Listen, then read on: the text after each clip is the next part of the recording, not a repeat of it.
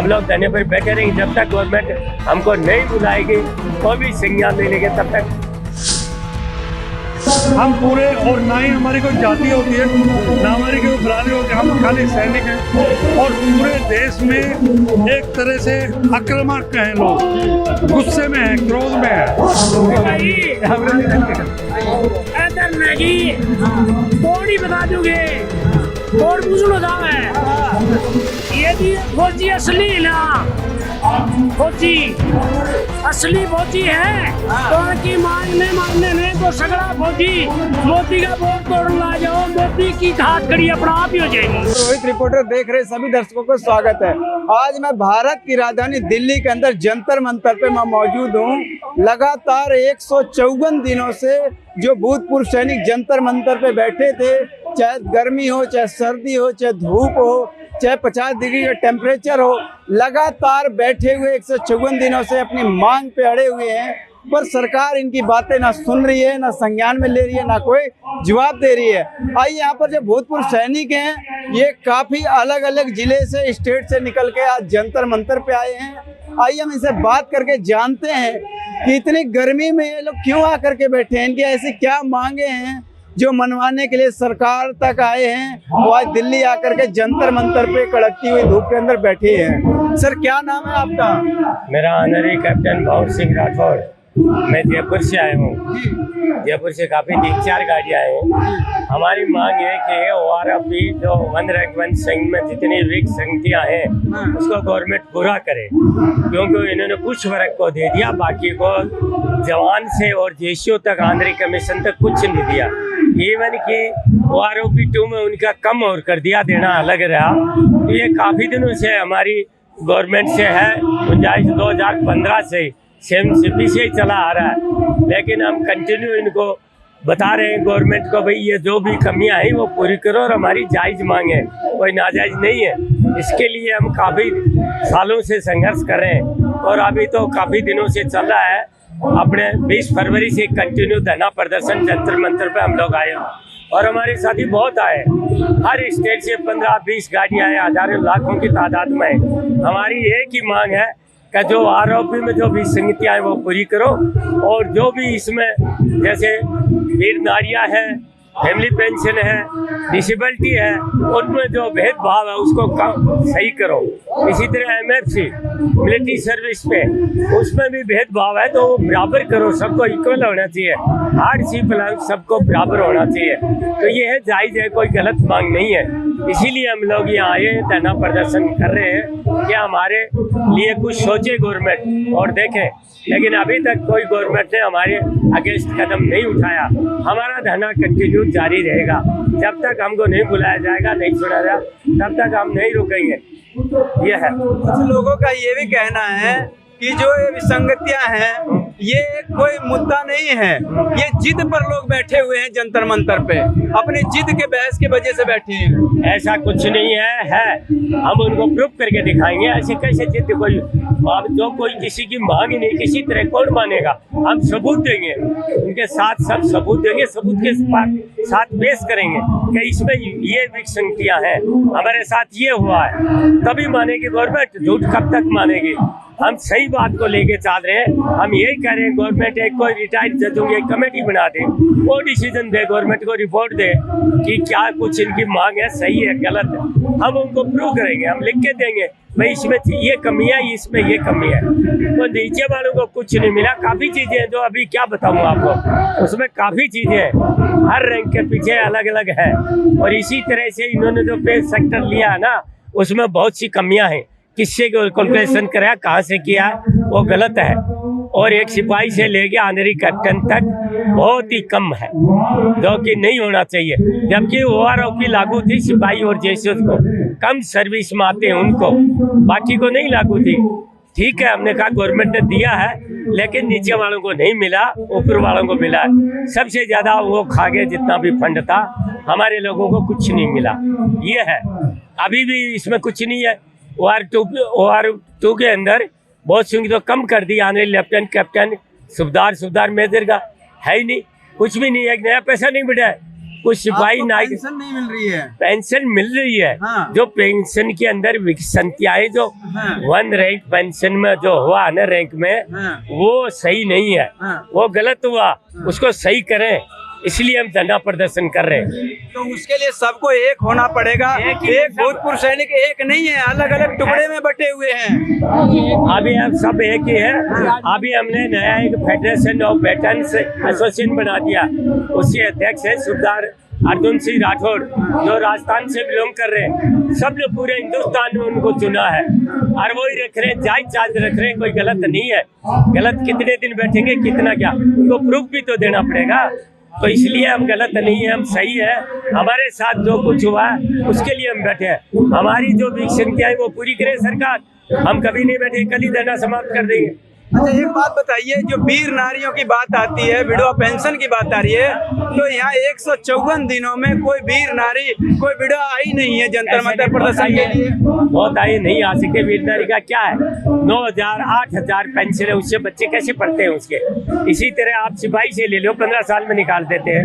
OROP 1 rank pension उनको लागे, कम service में उसको घर जाना पड़ता है, इसलिए उनको ये लागू था नीचे वाली रैंक को, लेकिन ये ऊपर वालों को दे दिया और हमारे लोगों को नहीं दिया। इसलिए सब आक्रोश में है कि गवर्नमेंट हमारी सुनाई करे, सबको दे। डिसेबिलिटी का है, वीर नारियों का है, बहुत सी चीज़ें जो अभी आपको एक एक चीज़ की काफ़ी विसंगतियाँ है। हमारे से आके कोई मिले बताए तो हम एक्सप्लेन करके उनको बताएं, ऐसे नहीं कि हम ऐसे ही बैठे। हमारी मांग जायज़ है, गलत नहीं है, और उसी के पीछे हमारा ये उद्देश्य है, भाई हमसे आके मिलो, देखो, पूछो, वो बात तभी लोगे, अन्यथा नहीं। हम लोग धरने पर बैठे रहेंगे जब तक गवर्नमेंट हमको नहीं बुलाएगी, कोई भी संज्ञान नहीं लेंगे, तब तक हमारा धरना जारी रहेगा। ये है। अच्छा, ये बताइए, 154 दिनों से लगातार आप लोग सब बैठे हैं, प्रदर्शन के लिए धरना प्रदर्शन दे रहे हैं, तो इससे क्या फायदा कुछ हुआ है आप लोग को? फायदा क्या, फायदा होगा, मतलब ये एक दिन सुनेगी, तब तक नहीं हम छोड़े कि अपनी ये जगह छोड़ेंगे नहीं। एक दिन गवर्नमेंट को सुनने पड़ी नहीं तो इनको अब जो इनके सरकार आएगी तो इसको वोट तोड़ देंगे, पूरे फौजी हो गए, एक वोट नहीं देंगे, सरकार डाउन हो जाएगी, हो गई, फिर कांग्रेस की आएगी, बीजेपी नहीं आएगी। ये बात मोदी जी का ये कहना है, पहले जब कांग्रेस की सरकार थी तो उन्होंने OROP 1 दिया ही नहीं था, मोदी की सरकार आई जब बनी OROP 2 मिला। लेकिन कम दिया है। हम ORGS को दिया 15%, ऑप्शन दे दिया 32%, जब ये लागू हमारे था। ये बात। ये बताइए बाबा, आपकी उम्र हो गई, आपको घर में रहना चाहिए था, आप इतनी गर्मी में जंतर मंतर पे आए हैं। हमारे पेट के लिए आए हुए, हमारा जो मैंने मांगे वो पूरी नहीं दे रहे हमारे को पैसे, इसलिए हम धरना पर बैठने के लिए जंतर मंतर। गर्मी नहीं लग रही आपको? गर्मी तो बहुत लग रही है, पर करें क्या, पेट के लिए सब कुछ करना पड़ता है, गर्मी भी सहनी पड़ती है, लड़ाई के मारे जाते हैं तो गोली भी खानी पड़ती है, तो कोई फर्क नहीं पड़ता है, बस इतना ही कहूँगा। आपको गर्मी लग रही है नहीं लग रही है बताइए? गर्मी बहुत ज्यादा लग रही है। इधर मैगी थोड़ी बता दोगे, थोड़ बुझलो जाओ है। यदि ये फौजी असली ना, फौजी असली फौजी है तो उनकी मांगने ने तो सगड़ा फौजी मोदी का वोट तोड़ने ला जाओ, मोदी की घाट खड़ी अपना आप ही हो जाएगी और अपना मांग पूरी हो जाएगी। असली रोग है यो काम करते हैं फौजी। अभी मैं आपके पास ही आ रहा हूँ। सर, आप बताइए कि 154 दिन से लगातार धरना प्रदर्शन जंतर मंतर पे चल रहा है, फायदा क्या हुआ? फायदा एक तो मुझे तो जब सबसे बड़ा फायदा लगा कि हम मरे हुए जितने सैनिक थे ना, सब जिंदा हो गए। सबसे बड़ी बात तो संगठन पैदा हुआ, और आज ये संगठन का ही नतीजा है जो इतनी पब्लिक यहाँ पर है। मेरे ख्याल से जहाँ तक भी नजर जा रही है लोगों की, पूर्व सैनिक है, और फायदा भी इसका आज जरूर निकलेगा, कुछ न कुछ रिजल्ट अवश्य निकलेगा। आज कहा जा रहा था कि 23 जुलाई को 28 लाख सैनिक जो हैं वो लगभग जंतर मंतर पहुंचेंगे। यहाँ पर 28,000 की भी संख्या नहीं दिख रही है। नहीं, 28 लाख कैसे पहुंचेंगे? 28 लाख तो टोटल पेंशनर हैं, लेकिन यहाँ आप कम बता रहे हैं 28,000। कम से कम यहाँ पर आज 1-1.5 लाख आदमी है, 1-1.5 लाख है, देश के कोने कोने से लोग आए हुए हैं, और पूरा आज हमारा मकसद सिर्फ देश को अपना संगठन बताना था, तो संगठन हमने बता दिया है। और हर हालत में जैसे भी हमारे जो फेडरेशन अध्यक्ष है वो आदेश करते रहेंगे, वैसे हम काम करते रहेंगे और अपनी मांगों के बिना मंजूर हुए यहाँ से जाने वाले नहीं है। सुनील जी, ये बताइए, आप मेरठ से आते हैं, मेरठ के अंदर इन चीजों को लेकर के क्या हलचल चल रही है? क्योंकि ज्यादातर भूतपूर्व सैनिक जो है मेरठ से आते हैं। नहीं, ये नहीं कहना गलत है। मेरठ से आते हैं, पूरे देश से पूर्व सैनिक हैं। कोई जिला तो इतना ज्यादा है जिसकी कुछ हद नहीं है। हम पूरे, और ना ही हमारी कोई जाति होती है, ना हमारी कोई बिरादरी होती है, हम खाली सैनिक हैं। और पूरे देश में एक तरह से आक्रामक हैं लोग, गुस्से में हैं, क्रोध में हैं, कह नहीं रहे हैं। कुछ लोगों का ये भी कहना है कि जो जंतर मंतर में बैठे हैं, जब उनको मिलेगा तो हमें भी मिल जाएगा, हम क्यों जाएं? देखो, बहादुर, कम बहादुर, कायर हर समाज में होते हैं। तो हमारे भी कुछ भाई ऐसे हैं जो सामने नहीं आना चाह रहे हैं, अपनी नौकरी कर रहे हैं, खेती कर रहे हैं, लेकिन कोई बात नहीं। हम जितने भी हैं बुजुर्ग, खासकर देखो वो हमारे पास 90 साल के वेटरन खड़े हैं, ये सभी 60 से ऊपर के हैं। तो सबकी लड़ाई हम मिलकर लड़ रहे हैं। साथ ही मैं आपके द्वारा दूसरे लोगों को बताना चाहता हूं कि दूसरों की बेइज्जती मत करो, अपमान मत करो। जो शब्द आप दूसरों को कहते हो उनको ये सोचो कि वो मुझे आएंगे तो मुझे अच्छा लगेगा या बुरा लगेगा। साथ ही पहले भी मेरी आपसे कई बार बात हुई है, यहाँ आते हैं हम जंतर मंतर पे, बहुत लोगों से बात होती है। मेरा कहना हर बार यही होता है, दुश्मनी जमकर करो पर इंतहा इतनी रहे, घर कभी हम दोस्त बन जाएं तो शर्मिंदा ना हो। क्योंकि एक बहुत बड़ा परिवार है, सेना से बड़ा परिवार दुनिया में कोई नहीं है। एक्टिव भी और नॉन एक्टिव भी, पेंशनर भी और सर्विंग पर्सन भी, और सबके अंदर प्रेम है। सबके अलग अलग काम थे, लेकिन आज हम यहाँ एक हैं और उम्मीद है सरकार मानेगी, जरूर मानेगी। आज यहाँ पर एक होकर के धरना प्रदर्शन जो कर रहे हैं सभी भारत के कोने कोने से, जो भूतपूर्व सैनिक को बुलाया गया है, मकसद क्या है, उद्देश्य क्या है आप लोग का? मकसद हमारा है OROP2 की जितनी भी विसंगतियां हैं उनको दूर कराना।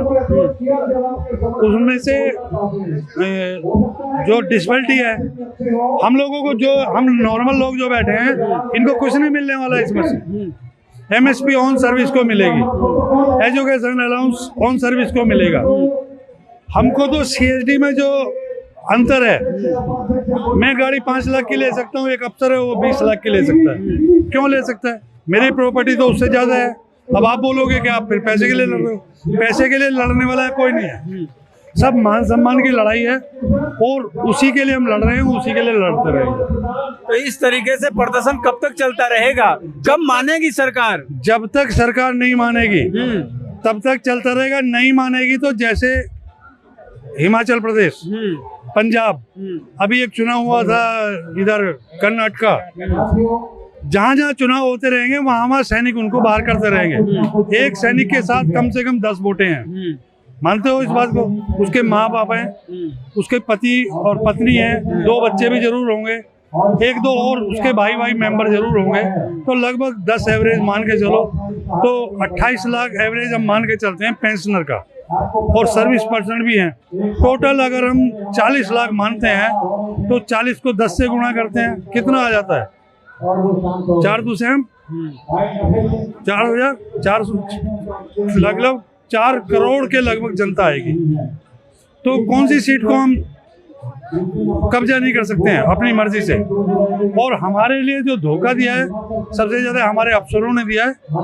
हम अब की बार जितने भी अफसर कहीं से चुनाव में लड़ेंगे, खासकर मैं जहां भी मुझे जाना पड़ेगा देश में, वहां जाकर के विरोध करेंगे उनका, या हमारी मंजूरी कराएं, हमारे इसके लिए बातचीत करें।